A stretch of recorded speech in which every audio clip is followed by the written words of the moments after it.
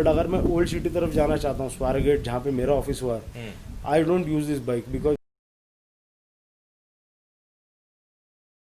Royal Enfield Interceptor 650, इस bike के बारे में आपने काफ़ी रिव्यूज़ देखे रहेंगे, काफ़ी रिव्यूज़ पढ़े होंगे, काफ़ी लोगों के ओपिनियंस जाने रहेंगे, पर जहाँ तक मुझे लगता है इस बाइक का असली रिव्यू एक ऑनेस्ट ओपिनियन या फिर ओनरशिप एक्सपीरियंस इस बाइक का ओनर ही दे सकता है, क्योंकि वो बाइक खरीदने से पहले काफ़ी रिसर्च कर चुका रहता है, बाइक खरीदने के बाद उसके साथ काफ़ी टाइम स्पेंड करता है, तो उससे उसके प्रोज एंड कॉन्स पता रहता है। यहाँ तक उसको ये भी पता रहता है कि बाइक में क्या क्या चेंजेस कंपनी ने करवाने चाहिए, क्योंकि इन्हीं पॉइंट्स पे कंपनी कस्टमर से फीडबैक लेती है और हमारे सामने नए प्रोडक्ट्स या फिर नई बाइक लेके आती है।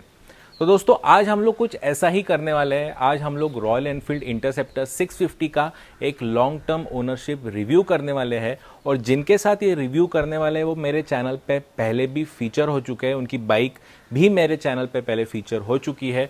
तो अगर वो वीडियोस आपको देखने हैं तो ऊपर आई बटन में क्लिक करके देख सकते हैं।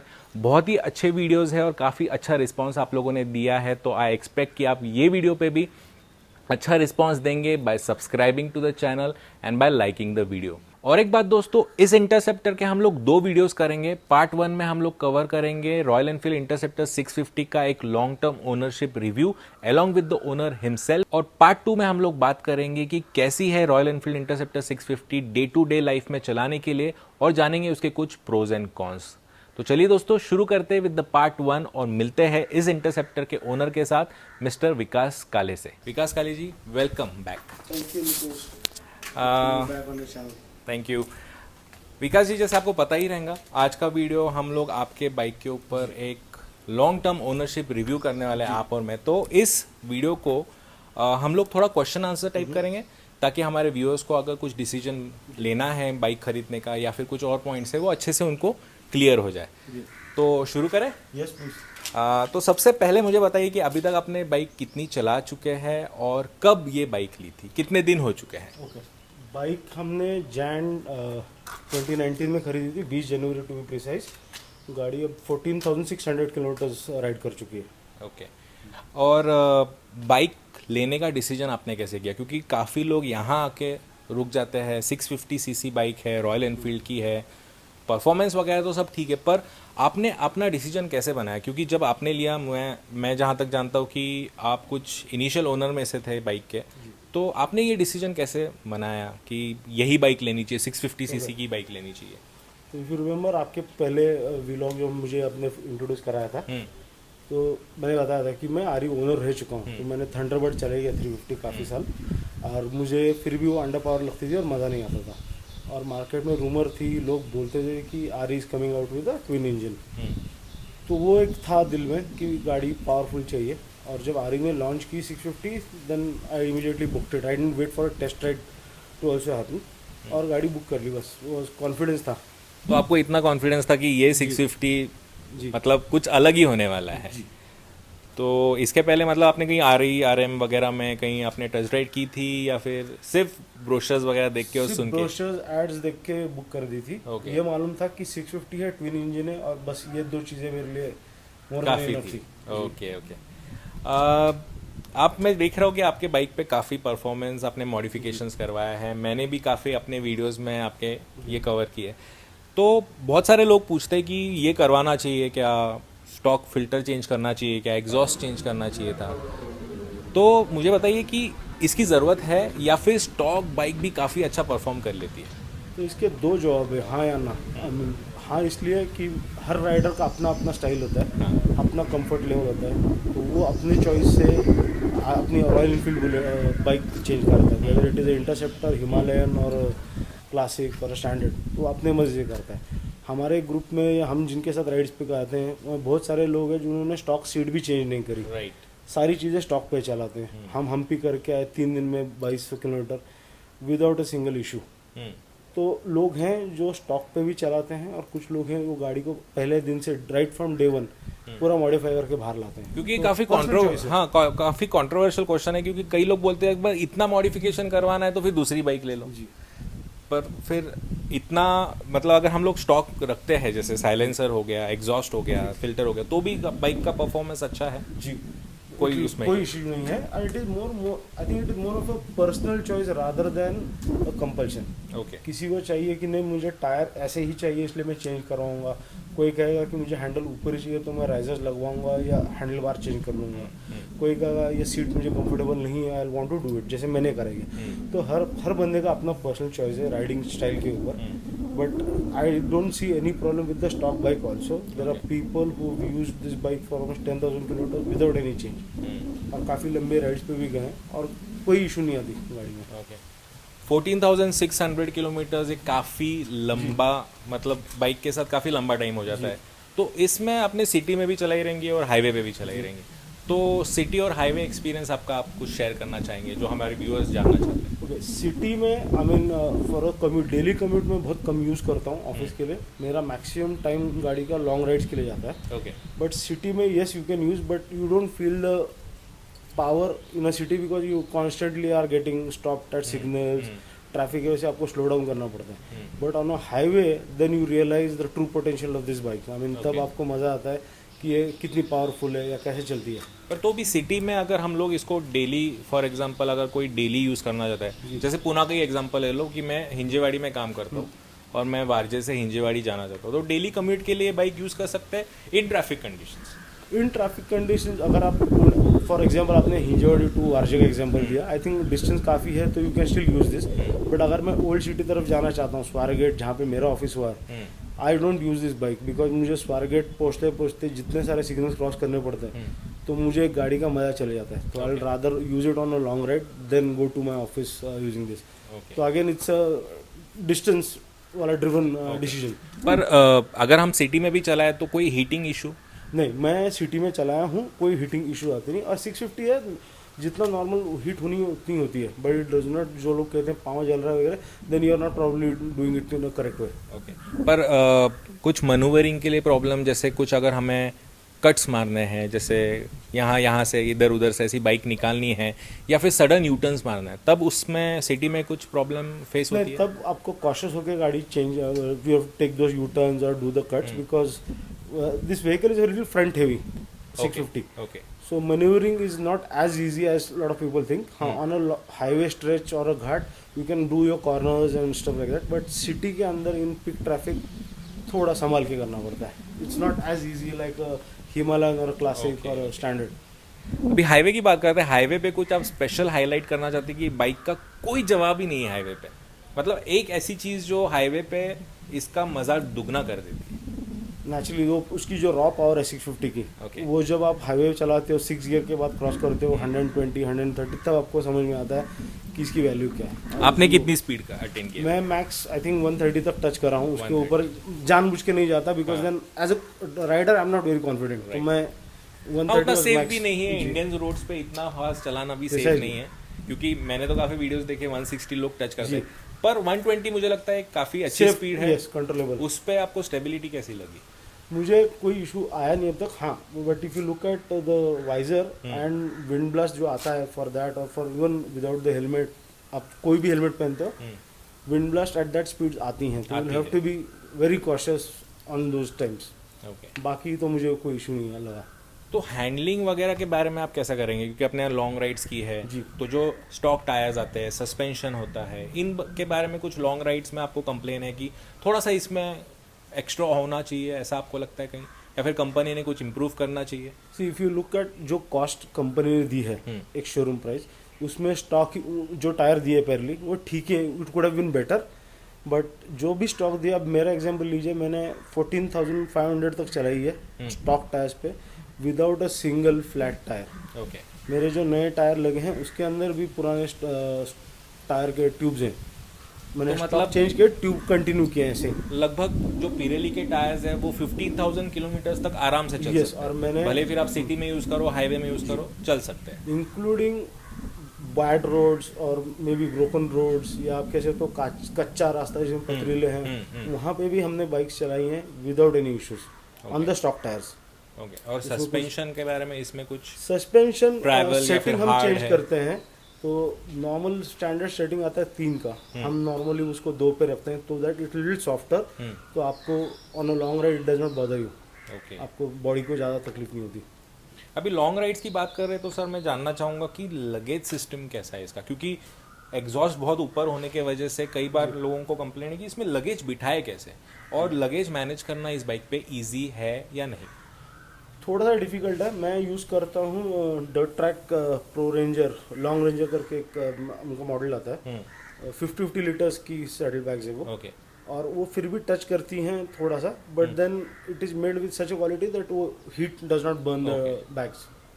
But yes, maintaining luggage on this bike is little difficult. दूसरा मुझे बताइए, पिलियन के साथ परफॉर्मेंस कैसा है? पिलियन के साथ कंफर्टेबल है या नहीं है लॉन्ग राइड्स के लिए? क्योंकि काफ़ी लोग पिलियन के साथ भी राइड करते हैं, और ऐसे मेरे काफ़ी व्यूअर्स हैं जो मुझे पूछते हैं कि पिलियन के साथ कैसा कंफर्ट है। अब मेरा बेटा है जो मेरे साथ काफ़ी राइड्स पे आता है, बट पिलियन के लिए वो अभी भी अनकंफर्टेबल है। आई मीन हमें ब्रेक्स लेने पड़ते हैं, यू स्टार्ट गेटिंग क्रैम्प्स, क्योंकि जगह इतनी छोटी है नहीं आदमी बैठ सकता ठीक से। तो पिलियन का लोगों ने आफ्टर मार्केट से कुछ एक्सटेंडेशन लगा के किए हैं। मैंने अभी तक करवाया नहीं है वो, but that's a problem area still. Mostly ये सोलो राइड के लिए ओके है? हाँ, सोलो राइड के लिए परफेक्ट है, कोई प्रॉब्लम नहीं। अगर पीछे छोटी सी बैग लगा दो आप, टैंक बैग या इसके पीछे, and they are good enough. You don't have to worry about the large luggage bags, saddle bag, कुछ की जरूरत नहीं आपको। तो इन 14,000 किलोमीटर में फ्रंट फुट पेग से कुछ कंप्लेन आपको? क्योंकि ये इशू बहुत ज़्यादा मुझे लगता है बड़ा चढ़ा के किया गया है कि फुट पेग्स ओके नहीं है, मैं नहीं हूँ कंफर्टेबल, मैं गिरते गिरते बच गया। काफ़ी ऐसे कंप्लेंट्स आते रहते। तो यू बीइंग 14,000 किलोमीटर्स अपने चला चुके हैं, तो इसमें आपको कहीं ऐसा लगा कि नहीं यार फुट पेग्स में शायद से सच में इशू है? नहीं, मुझे ऑनेस्टली कोई कंप्लेंट नहीं है। लोगों को अपने अपने स्टाइल पे आदत की बात है।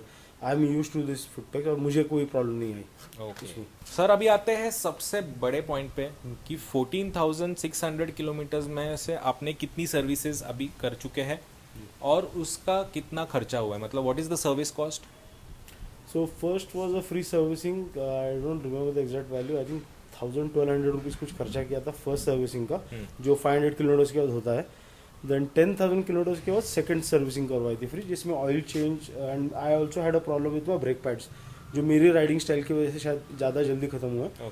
तो हमने रेयर पैड्स चेंज किए, उसका 2,700 कुछ कॉस्ट था। एंड जनरल सर्विसिंग वगैरह मिला के कुछ 3,000 हुआ। तो टोटल 5,800 के अप्रोक्सीमेटली मैंने कुछ पे किया था। वो कब पे किया था सर? कौन सी service? 10,000 second service. Second service. तो 10,000 के आसपास ब्रेक पैड्स भी ज़रूरी है या फिर आपके? डिपेंडिंग ऑन द क्वालिटी और the life that is left with the brake pads. तो मेरे जल्दी खत्म हो गए थे बिकॉज मैं कॉन्स्टेंटली ब्रेक के पास पाँव रहता है। पर आपके ग्रुप में कुछ ऐसा ही है इक्वेशन की 10,000 to 12,000 के बीच में ही ब्रेक पैड्स बदलते? एवरेज ड्यूरेशन या लाइफ टाइम उतना है, 12,000 तक लोग चेंज कर देते हैं। 10 to 12,000। ओके, सर्विस के अलावा आपको कोई इशू है इसमें जो कंपनी की तरफ से आपको वॉलंटियरली फ़ोन आया या फिर कंपनी ने ये चीज़ एड्रेस करनी चाहिए, ऐसा कुछ? हाँ, तो आपको अगर याद होगा, अपने पहले एपिसोड में जब रिव्यू कर रहे थे तो मेरे फुल टैंक में फ्यूल गाड़ी बंद गिरती थी, right? That was more to do with the fuel quality of fuel and other things. उसके बाद से कोई टेक्निकल इशू नहीं है, बट देन आरी ने खुद हमें बुला के they had put some magnet in that fuel pump motor, that was to attract that कचरा that goes inside the tank. That's it. बाकी और कोई कंप्लेंट नहीं है, पर मैकेनिकल कंप्लेंट नहीं। पर रॉयल एनफील्ड ने आपको इस बारे में बताया था कि हम लोग कर रहे हैं ये चीज़? जी, they kept you informed about? Yes, they said that I will do it on our own and that's only a precautionary measure, it's not recommended. और ऐसा नहीं है कि हर बाइक पे लगनी है, बट जो फर्स्ट स्टॉक था हमारा, शायद हम लोग फर्स्ट बैच वाले थे, तो हमें लगवाया गया। और उसके बाद आई थिंक मई 2019 या 20 वालों के बाद it was sorted out, but initial batches को वो लगवाया था। अच्छा, काफ़ी लोगों का ये कंप्लेंट रहता है कि वॉबल होती है गाड़ी, तो इसके बारे में आपको कुछ इशू आया? क्योंकि ये भी काफ़ी कंप्लेंट करते ही रहते हैं लोग सर्विस स्टेशन पे जाके। Wobble is more to do with the handle and the air pressure in front. I don't think कि गाड़ी वॉबल हो रही है, गाड़ी स्टेबल ही है। लोग इधर सस्पेंशन में इशू हो सकता है या टायर के प्रेशर का इशू हो सकता है, बट अदरवाइज मुझे तो भी पर्सनली कोई वॉबल का इशू नहीं आया। मैंने सुना बहुत है हमारे ग्रुप में भी या बाकी राइडर्स में कि वो हैंडल वॉबल होता है, बेयरिंग इशू भी हो सकता है। Exactly, so you could have many issues. अच्छा, पर ऐसे कंप्लेंट्स को आरी का कैसा रिस्पॉन्स रहता है कि इंटरसेप्टर आई है मेरे शोरूम में, मतलब मेरे सर्विस स्टेशन में, तो प्रायोरिटी पे आपके पास ध्यान दिया जाता है या they are keeping you waiting? क्योंकि service is also very important, क्योंकि 650 सीसी बाइक है, थोड़ी प्रीमियम सेगमेंट में चली जाती है, तो सर्विस भी वैसी ही है या फिर सर्विस रेगुलर बुलेट जैसी ही है? तो मैंने जैसे आपको पता मैं थंडरबर्ड भी यूज़ करता था, तो थंडरबर्ड के टाइम का एक्सपीरियंस और इनफील्ड अभी इंटरसेप्टर का एक्सपीरियंस ऑलमोस्ट डबल डिफरेंस है। अब लगता है कि काफ़ी प्रोफेशनल सेटअप हो गया है रॉयल इनफील्ड का, not only for Interceptor but for other bikes also, और काफ़ी प्रॉम्प्टली और फीडबैक लिया जाता है। They ensure that if there is a serious issue a flying technician comes in, addresses that issue and resolve it. तो ऐसा कभी नहीं होता कि आप गाड़ी छोड़ के गए and nobody bothers you, but they ensure that आपकी सारी कंप्लेंट्स को सुना जाता है। They ensure that they have addressing all those. तो प्रायोरिटी पे काम होता है। जी, प्रायोरिटी पे काम होता है। सर अभी लास्ट क्वेश्चन पे आते हैं, और बहुत इंपॉर्टेंट क्वेश्चन रहता है बिकॉज दिस इज मेक और ब्रेक टाइप ऑफ क्वेश्चन। किन लोगों ने ये बाइक खरीदनी चाहिए? मतलब अगर मैं एक एडवेंचर राइडर हूँ तो मैंने ये bike as a substitute bike खरीदनी चाहिए, या फिर मेरा एडवेंचर कोई ये है ही नहीं, मेरे को सिर्फ क्रूजिंग करना है, मेरे को सिर्फ बाइक चलाना है, मुझे बाइकिंग पसंद है, तो उन लोगों ने लेनी चाहिए? या फिर किस सेगमेंट वाले बंदे ने ये बाइक खरीदनी चाहिए? सी अभी this are again individual choice, but अगर देखना चाहोगे, मैं ये bike precisely only for long rides use करता हूँ। हम्पी जाना है, हुबली जाना है या दांडेली, तो आई यूज़ द इंटरसेप्टर।